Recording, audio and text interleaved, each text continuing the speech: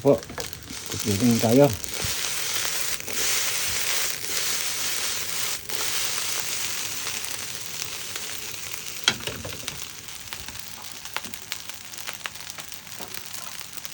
Ayan po. Kain tayo. Mas malaking pinggan.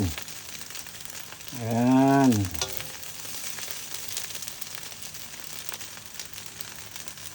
Tingnan niyo po ha. Masarap, masarap. May sili din pala po at saka carrot kung hinalo. Kuan din kasi may magpapabango at saka ano siya, yung carrot, masarap siya sa fried rice. Ayan po, tingnan niyo. Paano po? Kain tayo. Tulad po ng sinabi ko, sana matulungan po natin yung munting channel ko po na maliit pa. Kung mag-sub kayo at saka like and share po, maraming salamat. Maraming salamat sa atin po. Magandang tanghali sa atin lahat po. Maraming salamat muli. Thank you po.